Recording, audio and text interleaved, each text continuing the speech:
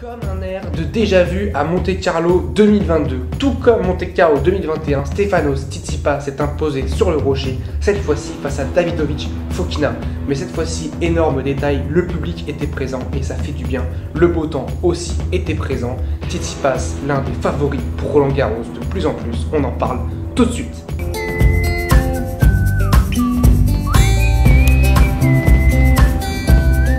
Salut à tous, j'espère que vous allez bien, je suis très heureux de vous retrouver pour une nouvelle vidéo et aujourd'hui on va parler du règne de Stefanos Tsitsipas, du début de règne de Tsitsipas à Monte-Carlo, qui a conservé son titre à Monte-Carlo. Son premier Master 1000 il l'a remporté à Monte-Carlo et son deuxième il le remporte à Monte-Carlo aussi, voilà, comme ça il fait bien les choses. Donc son troisième sera peut-être à Monte-Carlo 2023, enfin j'espère quand même que pour lui d'ici là il remporte d'autres Master 1000, sinon sur la durée ça va pas faire beaucoup de Master 1000, mais voilà.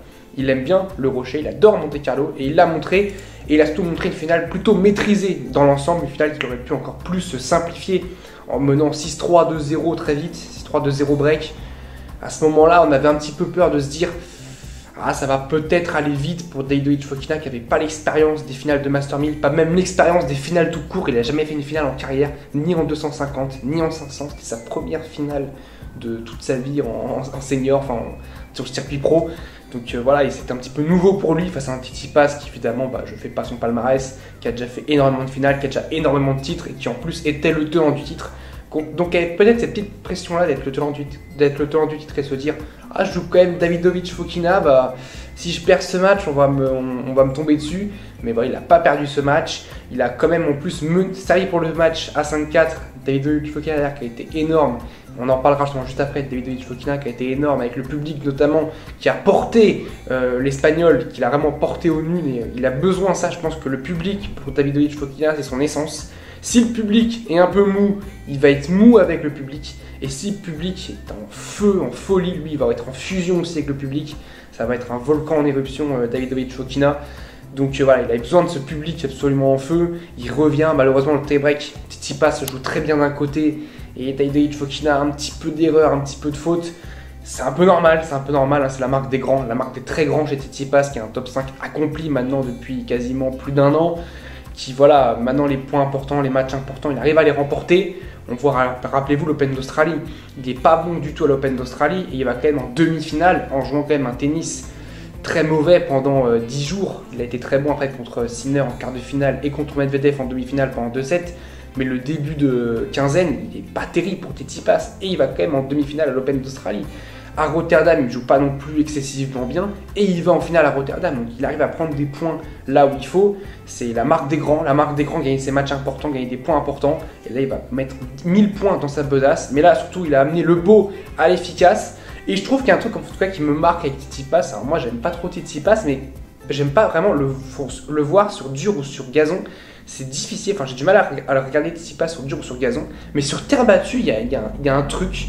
Il y a un truc chez Tsitsipas qui fait que c'est beau à voir, c'est élégant à voir. Il arrive à amener en plus le beau à l'efficace, parce que ce qu'il fait sur terre battue, c'est très efficace. Depuis l'année dernière, il perd quasiment pas sur terre battue, à part contre Nadal et contre Djokovic. Et il a perdu aussi contre Casper Ruud, il avait perdu à Madrid l'année dernière.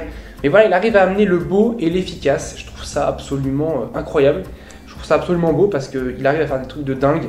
Par exemple, son plongeon contre Schwartzmann dans le match absolument fou vendredi.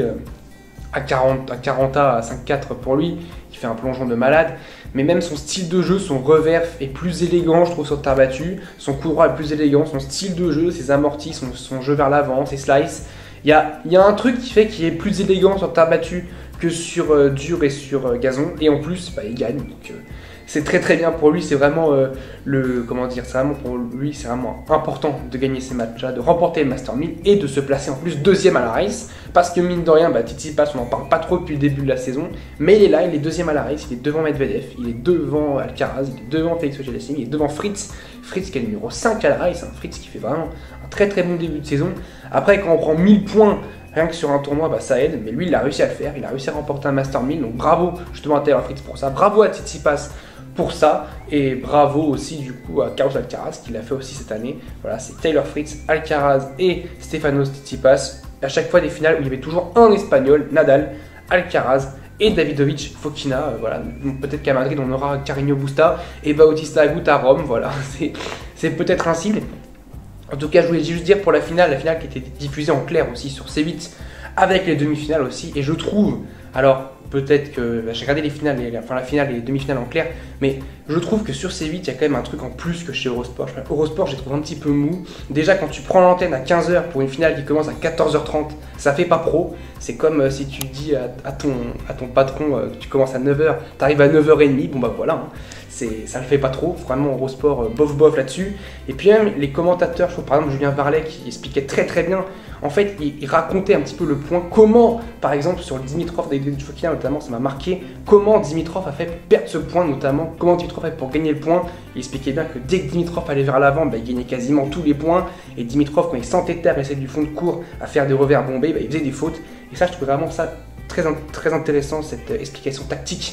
Et vraiment, je trouve, voilà, il arrivait à mixer un petit peu entre parler pour le grand public, parce que quand tu es en clair, bah, c'est un petit peu ça le but du jeu, c'est parler quand même pour du grand public, pour des gens qui seraient susceptibles de ne pas connaître le tennis et de s'y intéresser justement, là, sur les 3 heures qu'il y a eu, d'essayer de s'y intéresser, et en même temps de parler à un public quand même de connaisseurs. Donc il faut mixer un petit peu entre ces deux-là, il ne faut pas perdre la partie du public qui ne connaît pas trop le tennis et qu'il faut réussir un petit peu à attirer, notamment sur une demi-finale Davidovich, Fokina, Dimitrov, il faut réussir à attirer le public. Et en même temps, il ne faut pas perdre la partie connaisseur du tennis en faisant un petit peu des commentaires, un petit peu d'amateurs, un petit peu, voilà, juste en parlant un petit peu du match, voilà. Mais c'était vraiment de très très bons commentaires, Sébastien Helot et Julien Varlet, donc vraiment chapeau à eux, parce qu'ils ont fait de très très beaux commentaires, et moi je trouve ça dommage. Alors je sais que c'est compliqué, question de droit, mais ça aurait été quand même pas mal que des chaînes en clair prennent les demi-finales et les finales de Master 1000, parce que ça remettrait un petit peu un coup de boost au tennis, je trouve, au tennis en France.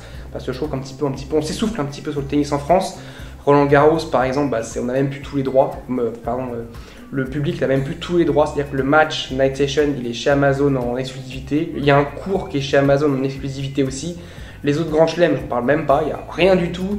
En clair, il n'y a vraiment aucun match quasiment en clair. Il n'y a que Roland Garros. Il y a les demi-finales et finales de Monte-Carlo, les demi-finales et finales de Bercy.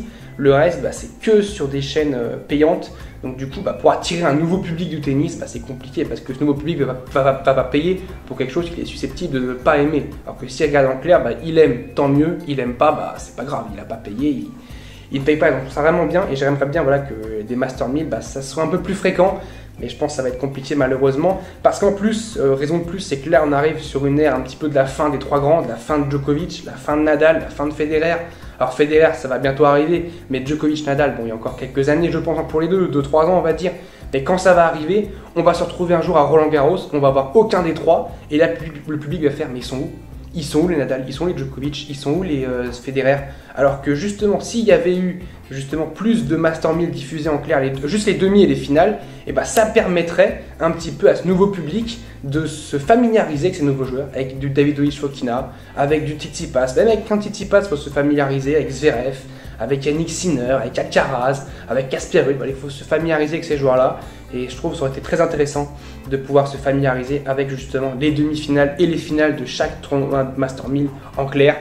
Même si ça a l'air très compliqué à faire, mais c'est un rêve que j'ai. Voilà, je voulais justement vous en parler.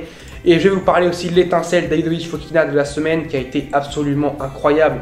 Il a commencé son tour contre Marcos Giron, mais c'est surtout son deuxième tour qui a été énormément marquant. C'est cette victoire face à Novak Djokovic. Alors un Djokovic revenant, qui revenait quasiment de Dubaï, mais qui revenait, c'était son 4e match de la saison.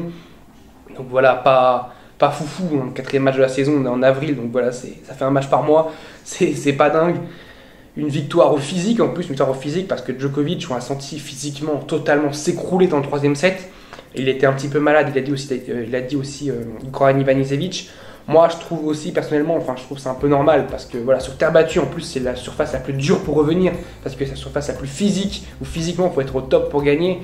Donc voilà, je suis pas inquiet du tout pour Novak Djokovic, évidemment c'est pas une défaite qui m'inquiète du tout. Je trouve même, voilà, il a fait encore une preuve de mental en sortant le 2e set. Il a encore montré que mentalement il faut compter sur lui. Il manque plus que le physique, mais bon, le physique pour Djokovic c'est quelque chose qui va revenir très très vite. Là il est à Belgrade la semaine prochaine, cette semaine.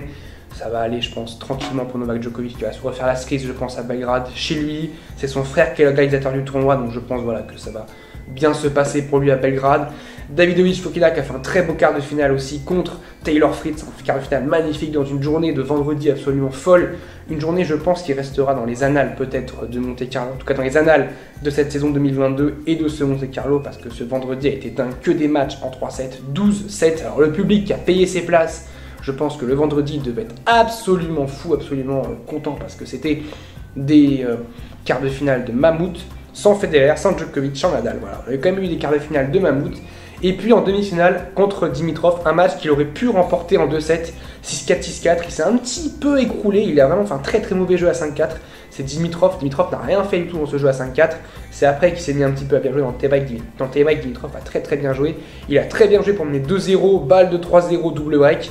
Et puis à ce moment-là, ça a changé totalement la vapeur. Davidovich Fokina qui a repris le contrôle du match et qui s'est imposé 6-3 derrière pour aller en finale contre Tsitsipas, finale dont on a dit qu'il a perdu 6-3, 7-6. Et on va parler de ce vendredi de folie sur le Rocher, un des plus beaux vendredis, un des plus beaux quarts de finale que j'ai jamais vu de ma vie. C'était vraiment que des beaux quarts de finale, 3-7 à chaque fois pour tous les matchs, donc ça fait 12-7 au total. Un Davidovich Fokina dont on a parlé avec Fritz, qui était le match un petit peu le moins bankable, le moins sexy sur le papier, on va dire, entre deux joueurs un petit peu les moins connus, vraiment du grand public, avec voilà un très très beau match mine de rien. Un Davidovich Fokina qui a maîtrisé le match, même s'il ne gagnait pas les points importants au début, il a changé ça à la fin, et heureusement parce qu'il remporte ce match justement du coup. Voilà, on aurait pu avoir un Alcaraz, Djokovic, mais bon, le Davidovich Fokina Fritz c'était quand même très sympa à voir. Le Dimitrov Hurkacz, lui aussi, était vraiment très sympa à voir, qu'un Dimitrov toujours élégant à voir. Un Hurkacz sur terre c'est un peu compliqué, mais il va quand même en quart de finale, donc c'est pas mal. Il est pas loin en plus de gagner, il perd au tie-break du dernier set.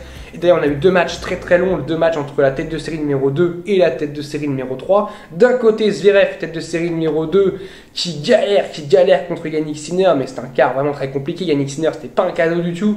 Et il s'impose au tie-break lui aussi du dernier set, en gagnant 7-5 sur tie-break, en étant à 5 partout.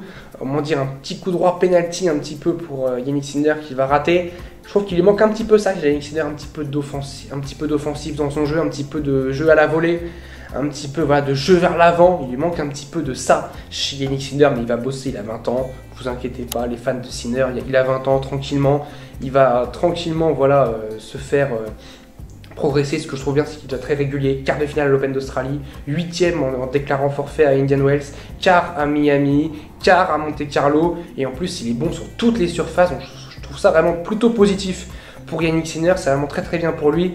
Et puis on a eu Stefanos Tsitsipas qui aurait pu gagner en 1h30, qui aurait pu gagner 6-3, 6-2, qui aurait pu se donner un match hyper facile avant d'aller jouer Zverev, et qui s'est retrouvé avec un match très très compliqué, très compliqué. Il se l'est rendu compliqué avec un Schwartzman aussi qui a très très bien joué à ce moment-là, qui est revenu 2-5-2 à 7-6. Il a remporté ce deuxième set, et qui plus est, il a mené 4-0, 40-30 dans le troisième. 4-0, 40-30, c'était quasiment plié à 5 points du match. C'était quasiment plié à ce moment-là.